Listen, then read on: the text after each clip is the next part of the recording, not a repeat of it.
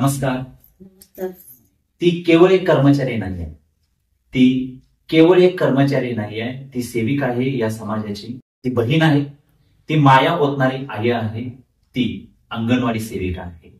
पहाटे उठून मुलांचं हसू जपणारी ती एक प्रवाह नाही, शिक्षण, आरोग्य आणि पोषण या तिन्ही प्रवाहांचा ती संगम आहे. तिची कहाणी कोणी लिहित नाही, कोणी सांगत नाही, कोणी ऐकवत नाही आणि तिची कहाणी कुठं बोललीही जात नाही, पण ती हजारो पोरांची कहाणी लिहित असते.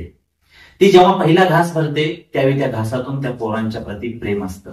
ती जेव्हा अक्षर गिरवायला शिकवते त्यावेळी उद्याच्या उज्ज्वल भविष्याची कहाणी लिहिली जाते. पाहूया अशीच एक कहाणी. सगळ्या अंगणवाडी सेविकांची एक प्रतिनिधी आम्ही तुमच्या समोर मांडलेली आहे. नाव आहे सुवर्णा मोरे. नमस्कार मॅडम. नमस्कार. नमस्कार. तर स्वागत आहे तुमचं या कार्यक्रमामध्ये, जिथं गावाकडली जी संघर्षमय गाथा आहे ती आम्ही या कार्यक्रमातून लोकांच्या समोर मांडत असतोय. आम्ही ओळख करून दिलेलीच आहे तुमची. तुम्हाला राजे फाउंडेशन यांच्यातर्फे आदर्श अंगणवाडी सेविका पुरस्कार मिळाला, त्याबद्दल प्रथमतः तुमचं आम्ही अभिनंदन करतोय. तुम्हाला पुन्हा शुभेच्छा देतोय. तुमची ओळख, तुमचं गाव, तुमचं नाव एकदा आमच्या प्रेक्षकांना तुम्ही सांगावं. नमस्कार सर्वांना. माझे नाव सुवर्णा शिवाजी मोरे. माझं गाव शेंडूर आणि माहेरी माझं शेंडूर असल्यामुळे माझा जन्मभूमी आणि कर्मभूमी शेंडूरच आहे. तरी मला माझ्या गावाचा आणि मला ह्या म्हणजे सेविका म्हणून जे पद मिळालं आहे त्या पदाचा अभिमान आहे की मला माझ्या जन्माच्या गावातच नोकरी करण्याची संधी ही अनमोल म्हणजे देवानं दिलेली आहे आणि त्या संधीचं मी सोनं करत आहे आणि इथून पुढे असंच सर्वांची सेवा मुलांची करण्यासाठी मी त्याचं सोनं करेन. छान, खूप छान तुम्ही तुमची ओळख करून दिलेली आहे. म्हणजे आमच्याच गावामध्ये त्यांचं बालपणही गेलं आणि आता वैवाहिक जीवनही आमच्याच गावामध्ये आणि इथल्याच लोकांना घडवत आहे. त्यामुळे गावाची एक सामाजिक बांधिलकी, गावचं जे सामाजिक मूळ आहे ते त्यांना माहिती आहे. कशा पद्धतीनं मुलं घडवायची हेही त्यांना माहिती आहे. आणि भरपूर मुलं आता बुधवारचा जो पोषण आठवडा असतो त्यावेळी त्या मुलांना शैक्षणिक आणि पौष्टिक ज्या आहेत त्या गोष्टी त्यांच्याकडून दाखवल्या जात आहेत. खूप छान मॅडम. अंगणवाडी सेविका होण्याचा तुमचा जो प्रवास होता तो नेमका त्याची सुरुवात कशी झाली? अंगणवाडी सेविका होण्याचा प्रवास हा माझा 2000 सालाला आम्ही घर बांधत होतो आणि त्यावेळेस एका व्यक्तीने येऊन मला सांगितलं की त्यावेळी 2000 सालाला अंगणवाडीचं फॉर्म जागा निघालेल्या. मग मला त्या व्यक्तीने सांगितलं काय तुम्ही फॉर्म भरा. मी म्हटलं माझी 9वी शाळा झाल्या, मला कुठलं मिळणार आहे आणि काय म्हणजे असं डोक्यात घेतलं नाही. तरी पण मी जरा त्या दिवशी विचार केला आपल्याला एक संधी मिळते त्याचा आपण बघूया उपयोग करून. मग त्यानंतर मी माझी 9वी शाळा झालेली आणि लग्न झालेलं, त्यामुळे काय 10वी झालेली नव्हती. त्यामुळे मी हायस्कूलमध्ये जाऊन सरांना, पाटील सरांना विचारलं की सर मला असं दाखला पाहिजे, कशासाठी म्हणले तर अंगणवाडी जागा निघाले त्यासाठी फॉर्म भरायचा आहे. सर म्हटले तुझी 9वी झाली आणि तू मदतनीसाठी जागा भर, कारण सेविकेसाठी जरा शिक्षण पाहिजे आणि मदतनीसाठी भर. मग मी मदतनीसाठी जागा म्हणजे फॉर्म भरला. त्यावेळी फॉर्म भरण्यासाठी म्हणजे माझे वडील त्यावेळी होते इंद्राव तिरुगे. मी माझ्या वडिलांना घेऊन तो फॉर्म भरला. त्यानंतर 8-9 महिन्यानं सिलेक्शन झालं, म्हणजे मदतनीस म्हणून मला ऑर्डर झाली, पहिली ऑर्डर मदतनीस म्हणून आली. आणि त्यानंतर मदतनीसचं काम मी 8 वर्ष केलं. त्यावेळी पाणी नव्हतं शेंडूरला, मुलं 2च वर्ग होतं, मोरेबाईंचा आणि गुरुबाईंचा, त्यामुळे गर्दी भरपूर. जमीन सारवल्या, परटाच्या विहिरीचं पाणी आणलंय, त्यावेळी खाऊ करून घातलंय मी मुलांना. आणि 2008ला मला म्हणजे मी 2004-5 ला काय केलं म्हणजे मला शाळेत पण सगळ्यांनी सांगितलं की तू 10वी कर कारण पुढची पोस्ट मिळू शकते. त्यानंतर मी काय केलं 10वीचा 17 नंबरचा फॉर्म भरला. त्यात माझ्या नवऱ्याचाही चांगला मला अनुभव म्हणजे 17 नंबरचा फॉर्म कागद शाहू कॉलेजमधून आणला, भरला. तिथं मी म्हणजे परीक्षा दिली, 50% मार्क पडले, पास झालो. नंतर रेग्युलर 11-12वी केली मी. 12वीला माझा विषय राहिला त्यावेळेला आणि त्यानंतर म्हणजे मी थांबलोच. आणि त्यावेळी पण मी 10 वर्षानंतर ते 10वीला फॉर्म भरला होता आणि त्यानंतर म्हणजे 12वी थांबली तिथंच. ते भरल्यानंतर मला त्या 10वी पास झालेल्याचा त्या 2008ला उपयोग झाला. 10वी उत्तीर्ण झाल्यामुळे सेविकासाठी माझी पदोन्नती झाली.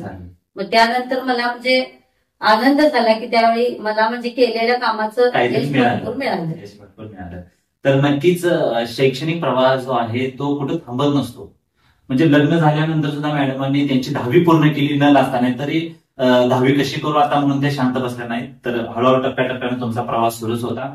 यातून एक कळतं की संधीचा घोडा प्रत्येकाच्या दारातून एकदाच जातो, जो त्याची लगाम खेचतो खऱ्या अर्थानं तोच सिकंदर बनतो. तर खूप छान मॅडम. ह्या अंगणवाडीच्या जो दिवसभराचा तुमचा दैनंदिन कार्यक्रम आहे त्याच्याबद्दल थोडंसं आमच्या लोकांनाही समजू दे की नेमकं काय चालू असतं अंगणवाडीत. अंगणवाडी म्हणजे बाळ ज्यावेळी आईला सोडून 3 वर्षाचं ज्यावेळी आमच्यापर्यंत येते त्यावेळी त्या फक्त ते आईच्या मायेत गुरपटलेलं असते. आणि ज्यावेळी आम्ही त्याला आमच्याकडे घेतो त्यावेळी तीच माया त्या बाळाला देणं गरजेचं असते.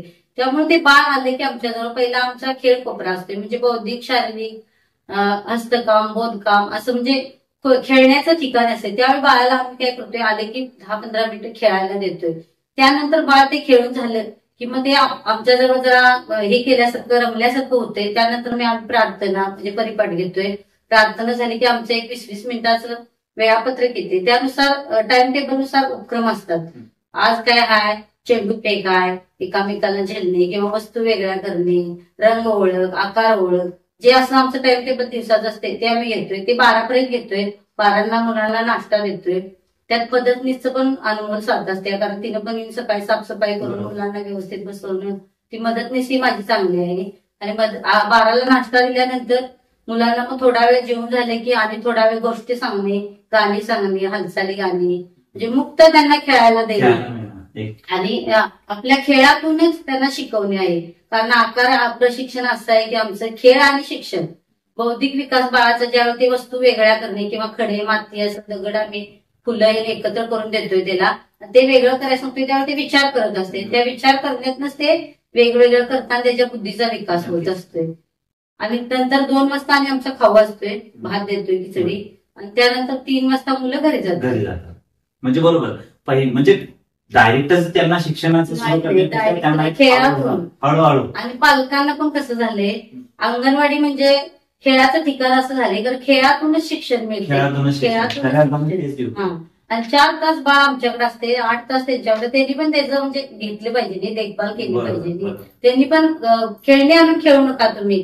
घरातल्याच ग्लास बाट्या द्या, ते मोजायला लावा, चमचे मोजायला लावा. बाळ पातेला भांडा, त्या भांड्याची ओळख होती बाळाला. त्यावेळी पण ते विचारत असते हे काय भांडं असेल, काय असेल. त्यावेळी त्याची बुद्धीची वाढ होत असते. नाही नक्कीच. म्हणजे ह्यातून कळतं की अंगणवाडीतून ज्यावेळी तुमची मुलं घरी येतात त्यावेळी घरातही ते बाबा शिक्षण चालू असू दे, तो प्रवाह घरातही चालू असू दे, मुलांना हळूहळू त्या गोष्टीची ओळख होते.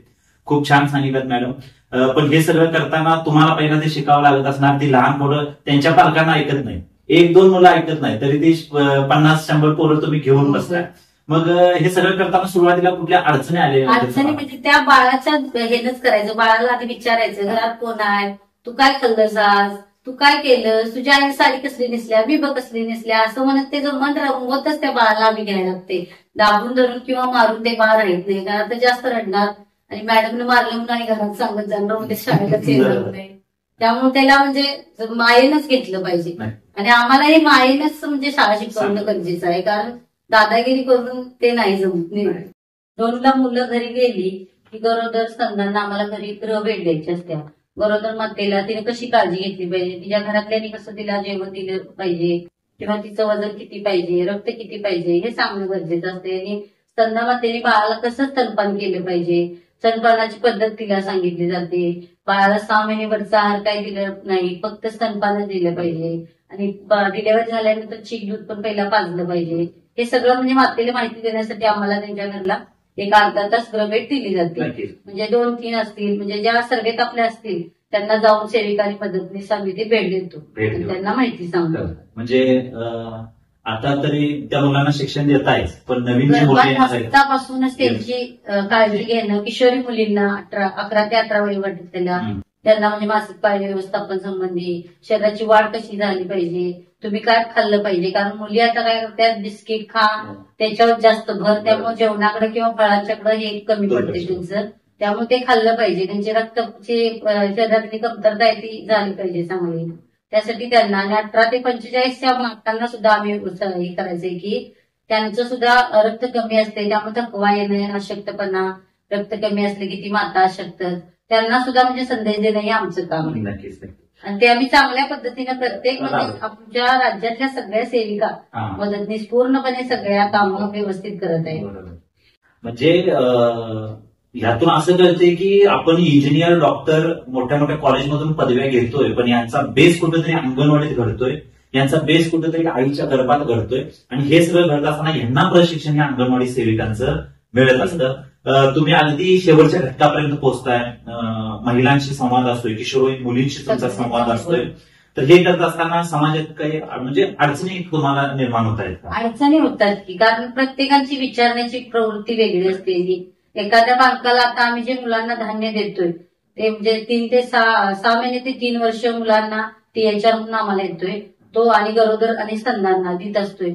ते पालक काय म्हणतात आम्हाला, हे कशाला मॅडम दुसरं द्यायला सांगा, ते काय आमच्या हातात नसते. शासन देईल ते आम्ही देणार आणि चांगल्या पद्धतीचा द्या म्हणून आम्ही पण शासनाला सांगत असतोय.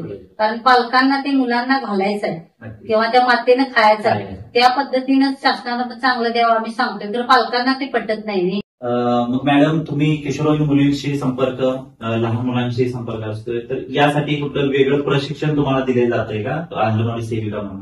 अंगणवाडी सेविका म्हणून कसं आम्हाला वर्ण आकार प्रशिक्षण मधनं किंवा आरंभ मधनं ते आम्हाला माहिती मिळत असते. आकार आणि आरंभ काय? आकार म्हणजे मुलांना खेळातून शिक्षण, आणि आरंभ मध्ये गर्भावस्थेपासून 2 वर्षाचं होईपर्यंत ते प्रशिक्षण. म्हणजे आईनं गर्भात बाळ असताना कशी काळजी घेतली पाहिजे, आईनं म्हणजे बाळाशी संवाद साधला पाहिजे. बाळाचा पोटात असताना, गर्भात असताना आईचा 30% मेंदूचा विकास होतोय. त्यामुळे ज्यावेळी 4-5 महिने आईला होतील, बाळाची ज्यावेळी हालचाल चालू होईल त्यावेळी आईनं पोटावरती आपले हात ठेवून बाळाशी संवाद साधला पाहिजे. त्यावेळी बाळाला पण समजत असते नाही. हे आम्हाला आरंभ मधनं सांगायचं असते. आणि आरंभ डिलिव्हरी झाल्यानंतर सुद्धा मातेनं बाळाला कसं जवळ घेतलं पाहिजे, त्याला 1 महिन्यापासून म्हणजे जन्मल्यापासून बाळाला बोलवलं पाहिजे, सगळ्यांनी घेतलं पाहिजे घरातल्यांनी. त्याला म्हणजे बघण्यासाठी सुद्धा हे जेव्हा पाळण्यावर एक हे बांधला पाहिजे, झुंबर असा, किंवा म्हणजे बाळाच्या सगळीकडे झाला कुळकुळा किंवा आवाज वाजवला पाहिजे. त्या दिशेने बाळ बघतंय का बघितलं पाहिजे, आजूबाजूचा आवाज. बाळ 4 महिन्याचं झाल्यानंतर त्याला बाहेर इकडे तिकडे फिरवणं. पहिली कसं आतच ठेवत होती, तसं नाही. आता बाळाला बाहेर काढलं की बाळाचा मेंदूचा विकास होतो, बाळ फास्ट शिकते सगळ्यांनी. त्यामुळे बाळाला हे ते आरंभ म्हणणं आमचं आहे. म्हणजे आरंभ आणि आकार हे दोन्ही आम्हाला चालू आहे. त्या नावाप्रमाणेच त्या मित्रांनो, खरं पाहायला गेलं तर खूप छान माहिती या मुलाखतीतून सुवर्ण मॅडम यांच्याकडून आपल्याला मिळत आहे. नक्कीच याचा फायदा तुम्हालाही होईल, नक्कीच याचा फायदा इतर महिलांना, किशोरवयीन मुलींना, कॉलेजच्या मुलींनाही होत राहील. तर मॅडम, आता ICDS तुमच्या या कार्यक्रमाच्या अंडर 3,500 अंगणवाडी सेविका आणि मदतनीस यांची मोठी भरती आता महाराष्ट्रामध्ये निघणार आहे. तर अंगणवाडी सेविका किंवा मदतनीस होण्यासाठी आताच्या मुलींना आम्हाला एक मार्गदर्शन मिळावं म्हणून एक कोणती शैक्षणिक पात्रता असावी?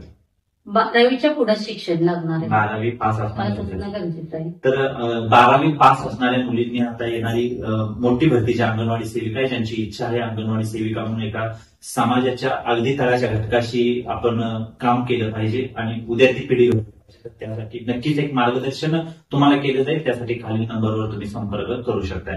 तर वळूयात आपण थोडं आपल्या मुलाखतीकडे. हे सगळं करत असताना तुमचं वैयक्तिक आयुष्य आहे, वैयक्तिक आयुष्यही तुम्ही जगत असता. तर ह्या आयुष्यामध्ये असा कुठला क्षण होता की तुम्हाला फार आनंद देऊन गेला? वैयक्तिक क्षण हा म्हणजे मला नोकरी लागली, अंगणवाडी सेविका म्हणून नोकरी लागली. हा तुमचा तो माझा आनंदाचा एक नोकरी लागली बाबा. मी मदतनीस होतो आणि त्यावेळी 500 रुपये पगार होता. ज्यावेळी मी 2001ला 20/8/2001ला माझी ऑर्डर दिली, महिन्याचा 500 रुपये पगार होता. त्यावेळी केंद्र शासन 250 आणि राज्य शासन 250 असं दोन्ही मिळून आम्हाला मानधन आहे, पगार नाही, मानधन आहे. त्यावेळी तेवढं मिळत होतं. आणि डायरेक्ट सेविका तोपर्यंत पगार वाढलेला नाही. त्यावेळी 2,500-3,000 रुपये पगार मिळाला. त्यामुळे मला आनंद झाला नाही, कारण माझी घरची परिस्थिती पण बेताची. कारण मिस्टर माझे शेतकरी असल्यामुळे कसं आम्ही आहे त्यातच आम्ही व्यवस्थित म्हणजे तेवढ्यातच समाज मॅनेज करत. त्यामुळं मला आनंद झाला की मला आता बाबा पगार मिळाला. म्हणजे एक हात कमवणार होतं ते जरा वाटलं. आणि मुलांना पण मला अगोदर नुसतं खाऊ करणे, लोटून काढणे असंच काम होतं. आणि मला म्हणजे मी शिकवत होतो मदतनीस असताना सुद्धा. तर आता म्हणजे माझ्यावर जबाबदारी पडली आणि मी स्वतःहून त्यांना म्हणजे करू शकेल असं मला वाटलं. म्हणजे हळूहळू प्रशिक्षण तुमचं होतच होतं, नशिबानं पदोन्नती. ज्या तुम्ही जे 10वी करण्याचा निर्णय घेतला तो तुम्हाला फायद्याचा ठरला. खूप छान.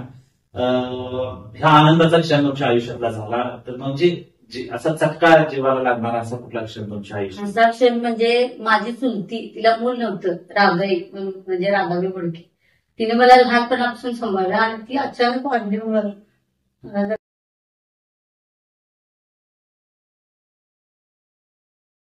कारण तिचा हात आम्हाला म्हणजे आमच्या संस्काराला लग्न करणं, माझ्या डिलेव्हरी करणं सगळं म्हणजे तिनंच माझं बघितलेलं.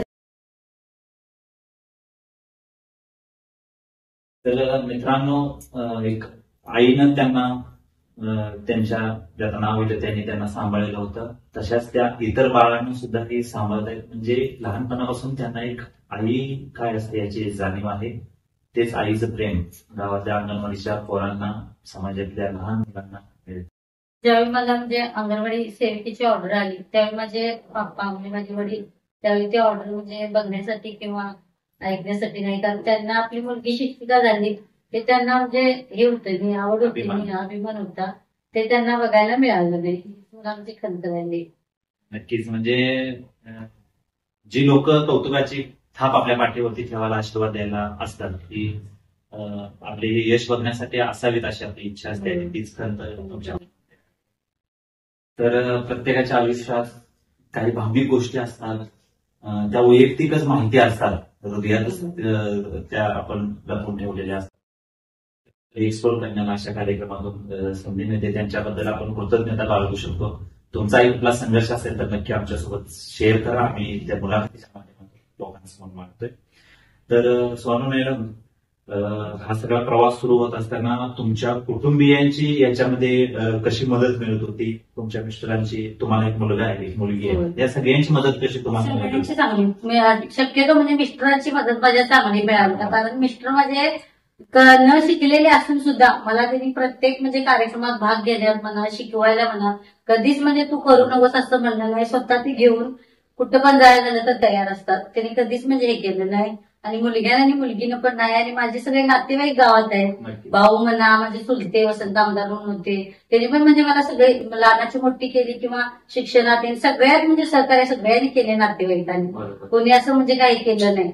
आणि मला सगळ्या गावातला म्हणजे चांगला प्रतिसाद आहे. कधी मला असं तू अशी आहेस किंवा तशी आहेस असं कुणी म्हटलं नाही.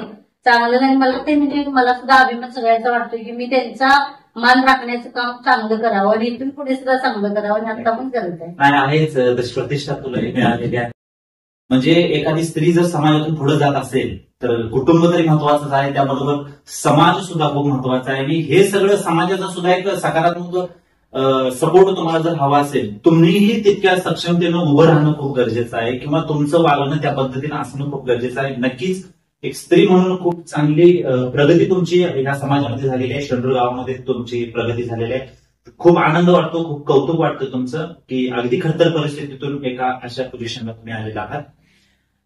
तर मला पुढे आणखीन एक प्रश्न असा विचारायचा आहे की जसं स्वतःच्या आईला तिचं बाळ वाटतं तसं अंगणवाडीत आलेल्या लहान लहान बाळांना तुम्ही बघताय का? तसंच तुम्हाला जाणवतं? तसंच वाटतंय आम्हाला. ते मुलं आले की म्हणजे जवळ घेणं किंवा मांडीवर घेणं, त्याला म्हणजे हे करणं, म्हणजे बा बस मग मी तुला नंतर न्यायला येत्या, बस माझ्याजवळ, मी तुला हे शिकवतो ते शिकवतो, खेळणी देतो असं म्हणून त्याला रमवून घेणं, हे मला म्हणजे लगेच हे होते. कारण मला म्हणजे बाळाला मारणं किंवा हे करणं आवडत नाही. त्यामुळे ते बाळाला मी माझ्या बाळासारखंच वाढवतोय. आणि मी माझी मुलं म्हणून अंगणवाडीतल्या मुलांना, मी घरी सुद्धा असं म्हणतोय की माझी एवढी पोरं आहेत. मला मिस्टर एखादं चेष्टर म्हणतात, कधी एवढी तुला झाले असं म्हणतोय मी. तर मला ती म्हणजे माझीच मुलं असं वाटतं. बरोबर. तर म्हणजे तुम्हीही त्या म्हणजे तुमचं जसं बालपण होतं तसं त्यांचंही बालपण आहे. त्यांना ते आता शिक्षण घेत आहेत. तर तुमच्या बालपणावेळी ज्यावेळी तुम्ही शिक्षण घेत होता, मोठं होत होता, त्यावेळी काही अडचणी आल्या होत्या का तुम्हाला? अडचणी काय म्हणजे असं आल्या नाही शक्यतो, कारण परिस्थिती जेमतेम असल्यामुळे कधी काही अडचण आल्या नाही. शिकत गेलो 9वी पर्यंत. 10वीत शिकायची इच्छा होती, तर त्यावेळी मुलींना शिक्षण लय देणं म्हणजे मोठं वाटत होतं. त्यामुळे लग्नच झालं 9वी नंतर. त्यामुळे काय अडचणी नाही. आम्ही भरपूर खेळलो लहानपणी. आत्ताची मुलं काही खेळत नाहीत. आम्ही दडून मडून जिबलीनं, खड्यानं, ते काच कवडीनं भरपूर खेळलो, खेळच केले. कारण त्या खेळामधनं म्हणजे मुलांना हे काय बाकीचं आठवत नव्हतं. आता हे मोबाईलमुळे मुलांना लय म्हणजे परिणाम व्हायला लागला. आणि मोबाईल नको आहे ते. जिबली त्यामध्ये खेळताना सुद्धा लय आनंद येत होता. पूर्ण शरीराचा व्यायाम होत होता. एका पायावर लंगडी घालत जिबली फेकणं किंवा खडं खेळणं, विट्टी दांडू, आम्ही मुलांच्या बरोबर भरपूर खेळलो. त्यावेळेला तर असं नव्हतं की हा बाबा मुलगा आहे याच्याबरोबर कसं खेळू, हे कधी संध्याकाळी 7 वाजेपर्यंत जरी खेळलं तर कोण आम्हाला काय बोलत नव्हतं. बरोबर. त्यावेळेस बालपण आमचं खूप म्हणजे हे होतं. आता तसं नाही. तर मोबाईल नावाच्या ह्या गोष्टीनं गेल्या 10 ते 15 वर्षात पूर्णपणे बंद आणलेला आहे, ज्यातून चांगले बदल झाले, पण त्याच्यापेक्षा एक संस्कृती कुठेतरी आपली लयास चाललेली आहे. लहान मुलांचं बालपण हरवत आहे, तो खेळ हरवत आहे. तर ह्या जे वेगवेगळी खेळाची नावं घेतली, जिबली वगैरे, काचकवड्या, हे आता तुम्हालाही आठवलं असेल की हे बाबा आपण खेळ खेळत होतो. तर नक्कीच किती अंधार होईपर्यंत जरी मुलं एकत्र गल्लीत खेळत असतील तर कुणाच्याही मनात त्यांच्याबद्दल असा भाव निर्माण होत नव्हता. तर तो भाव आता कुठेतरी हरवलेला आहे आणि एक शंकास्पद वातावरण प्रत्येकच गावात, प्रत्येक देशाच्या प्रत्येक गल्लीत निर्माण झालेला आहे. त्याला कारणीभूत आजच्या एक मोबाईल किंवा हा मीडिया म्हणा आहे, असं मलाही वाटतं. मला पुढला प्रश्न तुम्हाला असा विचारायचा आहे की आयुष्यात अजून काही अशी गोष्टी तुम्हाला ध्येय गाठायचे, अशा काही गोष्टी आहेत का? आहे म्हणजे कसं, आपण म्हणजे आपल्या जवळपासच्या महिलांना सुद्धा मला म्हणजे की त्या घरात बसता कामा नये, की त्यांनी आपल्या जी कला आहे ती कला सादर करावी. आता मी चिम्मा फुगडी खेळायला सुद्धा म्हणजे त्या गल्लीतल्या आमच्या महिलांना घेऊन एक 4 वर्ष आम्ही माडीच्या स्पर्धेला जात होतो. त्यावेळी म्हणजे त्यांच्याकडे काय कला आहे ती मला समजलेली, कारण त्यांनी सुद्धा म्हणजे आपल्या भावना व्यक्त कराव्या. कुठल्याही परिस्थितीत म्हणजे घरातनं बाहेर जाऊ देत नसताना सुद्धा त्यांना म्हणजे पुढे आणून त्यांनी आपल्या जी कला आहे ती सगळ्यांना दाखवावी अशी मला इच्छा वाटते. आणि सगळ्यांनीच म्हणजे महिलांनी किंवा पुरुषांनी सगळ्यांनी म्हणजे सगळ्या घरातील महिलांना सपोर्ट देऊन त्यांचं म्हणजे जे आहे गुण ते कळू द्यात आणि त्यांना म्हणजे मनमोकळेपणाने जगता यावं, ही माझी इच्छा आहे सगळ्यांना. नक्कीच, म्हणजे महिलांना भरपूर सपोर्ट द्यावा अशी तुमची इच्छा आहे आणि आणखीन अशा महिला समाजामध्ये याव्या, गावातून जे इतर समाजातून याव्यात, त्यांचा उपयोग या समाजासाठी व्हावा अशी त्यांची भावना. आणि खूप छान म्हटलं तुमची विचार ऐकून. तर उद्या ह्याच समाजातून नवीन अंगणवाडी सेविकाही तयार होतील, तुमच्यानंतर पुढल्या पिढी सुद्धा येतील, तर त्यांना तुम्हाला काय संदेश द्यायचा?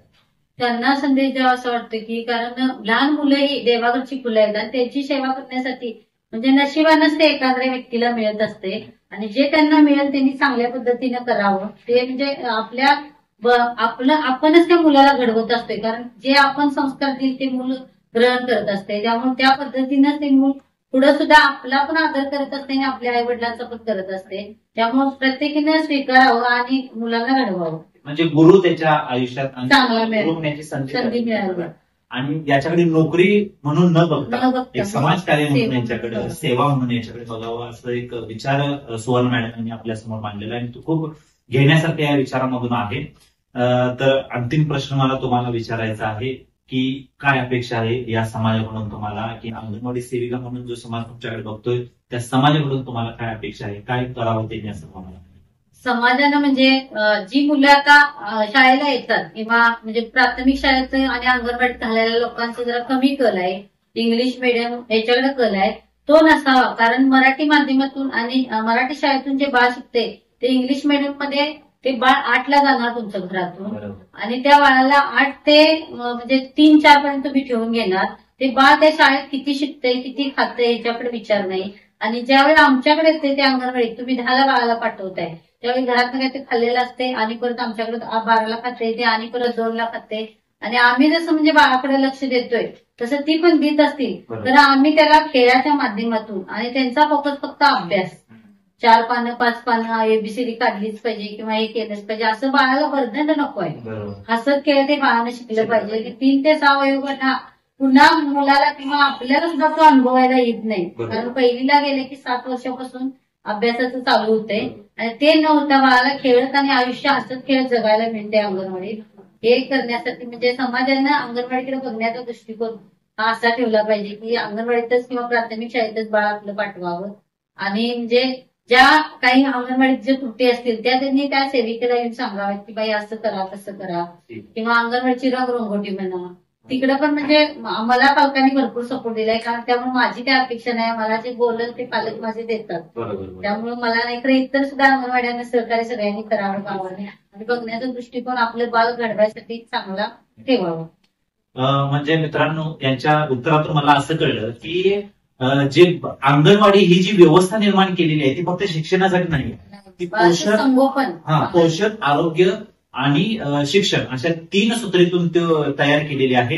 आणि वयाच्या 3ऱ्या वर्षापासून मुलांच्या शिक्षणाचं ओझं चालू झालं की त्याच्यावरती ओझं टाकण्यात, म्हणजे त्या वयापासून त्याच्यावरती फक्त अभ्यासाचं ओझपेक्षा हसत खेळत त्याचा सर्वांगीण विकास होत तो अभ्यास व्हावा अशी त्यांची इच्छा आहे की 3 वाजेपर्यंत इथले उपक्रम काय आहेत ते तुम्हाला समजू शकतात.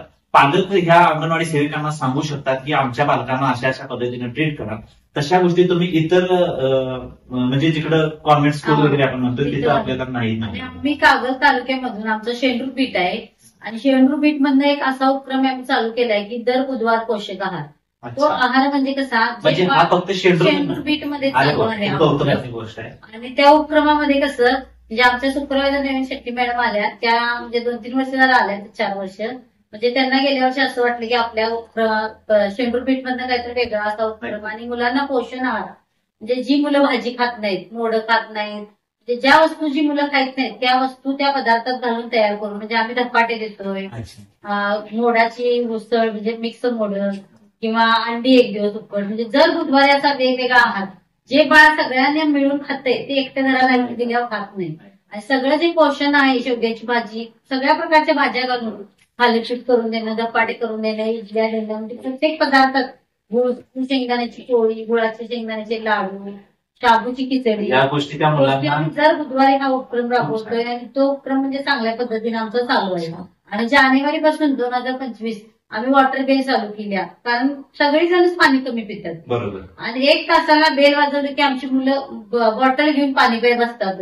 म्हणजे वॉटर बेल 1 जानेवारी पासून म्हणजे पूर्ण चालू केल्या आम्ही शेंडूर पीठ मध्ये. आणि म्हणजे त्याच्याच दृष्टीनं दुसऱ्याही प्रकल्पामध्ये चालू केले. आमच्या बीटनुसार म्हणजे कागद तालुक्यात आमच्या बीटमध्ये तो प्रथम चालू झाला. छान छान छान.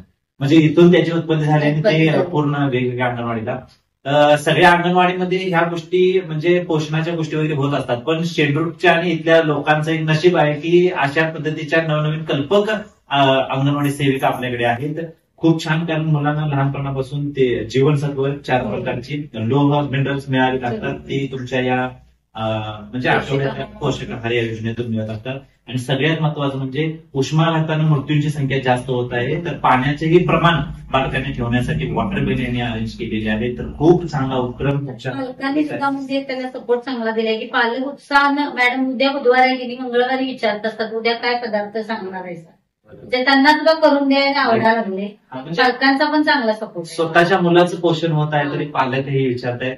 खूप चांगला उपक्रम तुम्ही राबवताय. असेच वेगवेगळे उपक्रम समाजासाठी, समाजातील लहान मुलांसाठी, म्हणजे उद्याच्या भविष्यातील भारतीय पिढीसाठी, भारतीय नागरिकांसाठी किंबहुना सदृढ भारतासाठी या अंगणवाडी सेविका अहोरात्र झटत आहेत.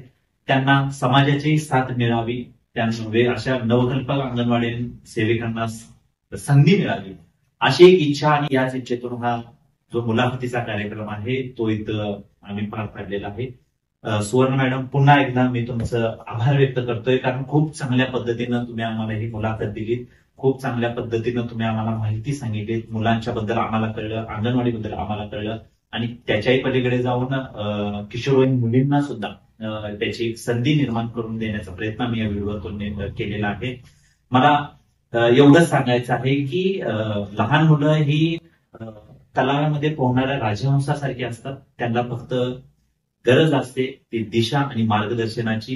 ती दिशा मार्गदर्शन ह्या अंगणवाडी सेविकांच्या माध्यमातून प्रत्येक गावामध्ये घडत आहे. तर सगळ्याच महाराष्ट्रातील तमाम अंगणवाडी सेविकांचं खूप खूप अभिनंदन करतोय, कारण तुम्ही उद्याचा सदृढ भारत घडवताय, सदृढ देश घडवताय, आणि तुमच्याच या कष्टामुळे उद्याचा देश घडणार आहे.